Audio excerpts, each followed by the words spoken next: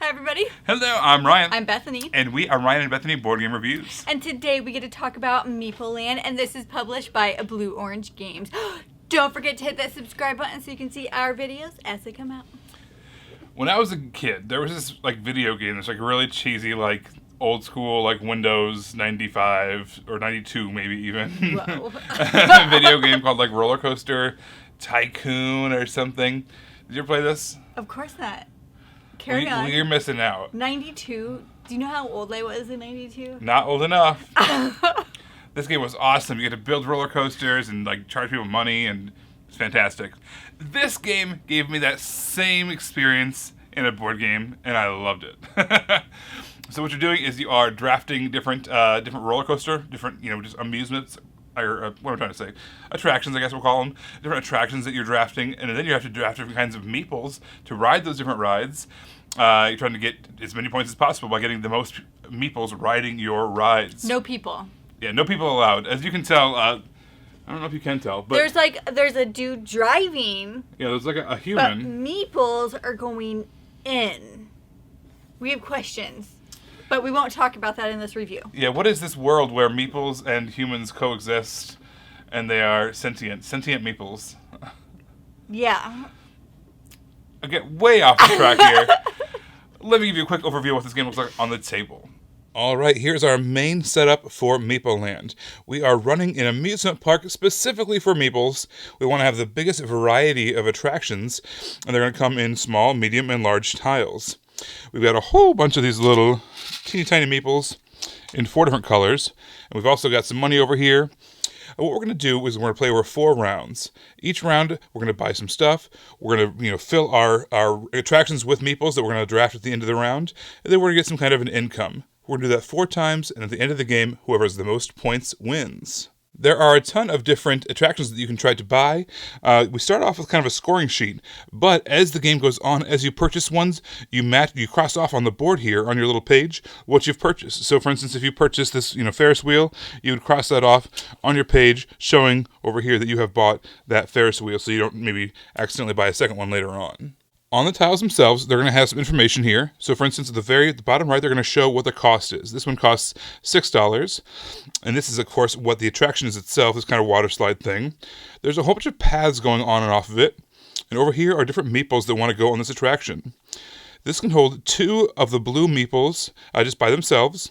But if you are able to attach a kind of a food stand and maybe a restroom, which is one of these smaller tiles here, then what you're going to be able to do is you're going to be able to hold more people on this spot. More people are going to want to go to be where this is if there's those other extra amenities connected to it.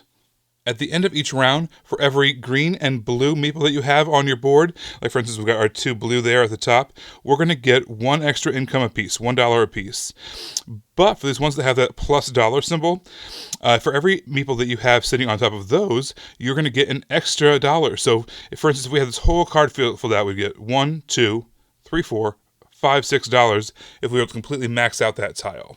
At the beginning of each round, we're going to get some income. It starts off, we get extra income here, $15. But as the game goes on, we're only get $10 from here, and then some income from our board. Then in the third round, $5 plus some income for our board. In the fourth and final round, we are only operating off of whatever income our meeples give us. At the end of each round, when you are out of money or out of things that you really want to do, you're going to take one of these buses full of meeples. So you might say take that one for instance, and then all the meeples that you just took, you have to put on your board somewhere, wherever there's a blank space. If you don't have any spots for them, they have to wait outside in the gates until a spot can become available for them. Anytime during your rounds, you can, as you buy different tiles, you can move stuff around, make room for them, try to make the most best situation. It doesn't take any extra actions. You can just move them around however you want. So like I said, all the prices are on all the tiles over here. However, if you really want some meeples that aren't over here, you also have, you can also do some advertising and try to get some meeples over here. So if you were to take the top of one of these tiles, you could pay the cost in the bottom right corner like always, and you would be able to take from the supply those meeples that are on the back of that. And then you get rid of that tile, put it at the bottom of the stack. And there's a whole bunch of different ones in there. It can kind of really allow you to get some different colored meeples that you might be able to get otherwise. All right, so I'm just going to plop on our player board right on top of everything else. We've got this really cute little entrance gate here. Basically, all tiles that you place have to start off from the starting location here. For instance, that one that we bought earlier, we'd be able to put that right there. And then we've got some additional places that we can kind of branch off from there. And our meeples that we took, we can place them right on there to show that we've got them. Every subsequent tile that we buy has to somehow connect to this. So if we were to buy this one, for instance, we could put it there or something like that. Basically, we just keep on having to branch off of that. The only exception to that is there is a chance where you can buy an additional entrance, maybe like a back door or something. You could buy this, it's $3. You could put it back here, and then you could start branching things off of it. So you could do something like that if you wanted. It gives you a little bit more flexibility. Also, in the later rounds, you might start running out of room. You can, for $6, buy an additional plot of land, connect that onto your board, and then things can kind of spill over into it, as long as it follows all the other building rules. So for our income phases in the first, second, and third rounds, we talked about having each meeple on there is worth $1. If there's some extra, plus signs on there, it might be worth an extra $1. However, in the fourth and final round, instead of getting income, you're going to get points based on how many meeples are in your amusement park. The blue and the green ones are going to be worth 1 point apiece. The yellow and the pink are going to be worth 2 points apiece. And all of that is on our kind of score chart here. So again, we've been filling out the top half throughout the whole game here as we buy certain attractions. Then you get a point based off the more variety you have, the more points you're going to get. For every one of the meeple you place, it tells you how many points you're worth. However, like we talked about, if you get some meeples that you cannot place, they're kind of outside the gate here wanting to come in, but they can't, you're going to get negative points for those. So buying way too many of these, advertisements or whatever can be a bad thing. And also making sure that you get the right buses with the right meeples on them can be very important as well.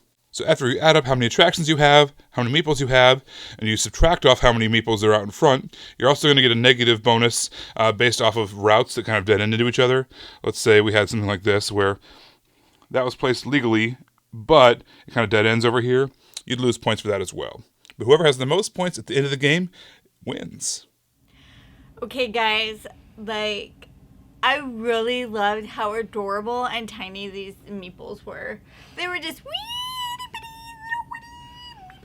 they were just so cute, and I really liked them. They're choking hazards. Hello. They definitely are choking hazards. Imagine showing up to the ER and they scan you, and you're like, what did you eat? They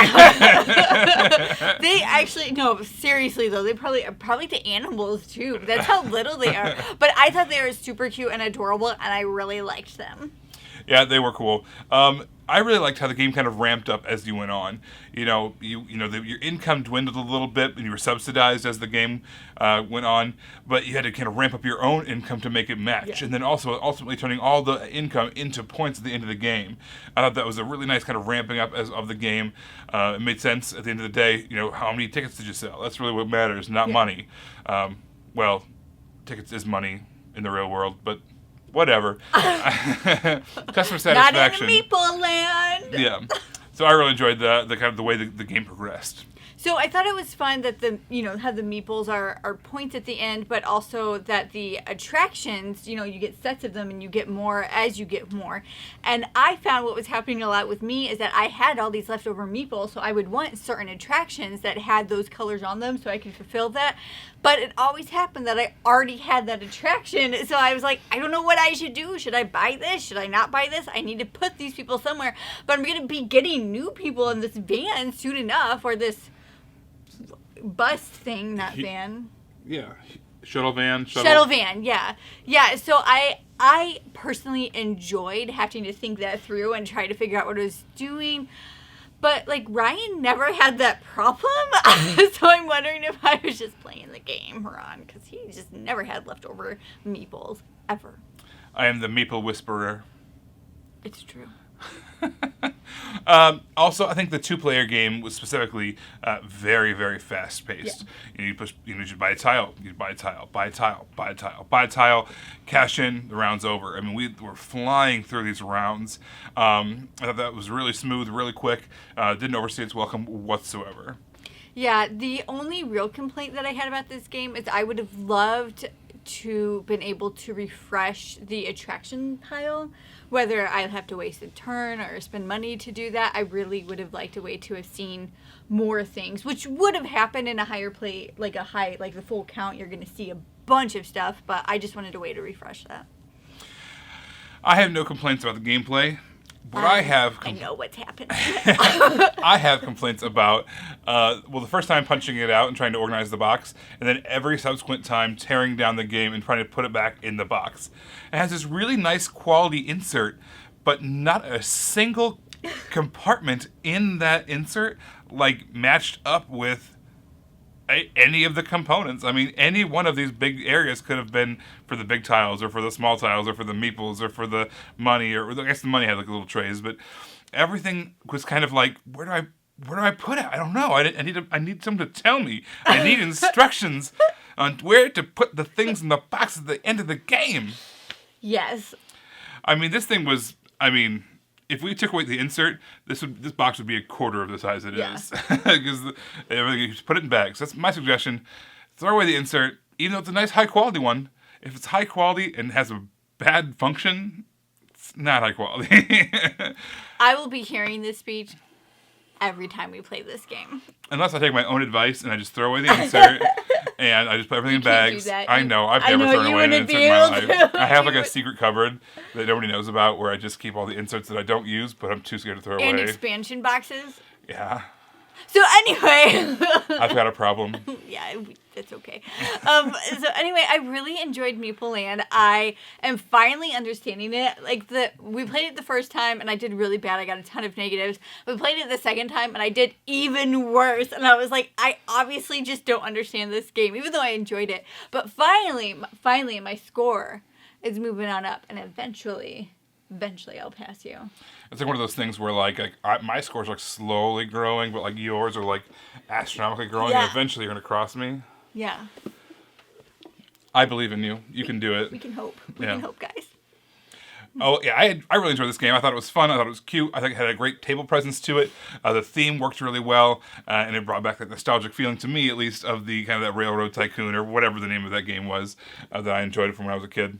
If you guys do know what that game was, make sure to mention it in the comments, because I'm sure Ryan would love to be able to remember that. Well, thank you so much for watching. You can find us on Facebook. We are Ryan and Bethany Board Game Reviews. You can find us on Twitter. We are Ryan and Bethany 1. And you can find us on Instagram under Ryan and Bethany. Everybody, thanks for watching. We will see you next time. Bye.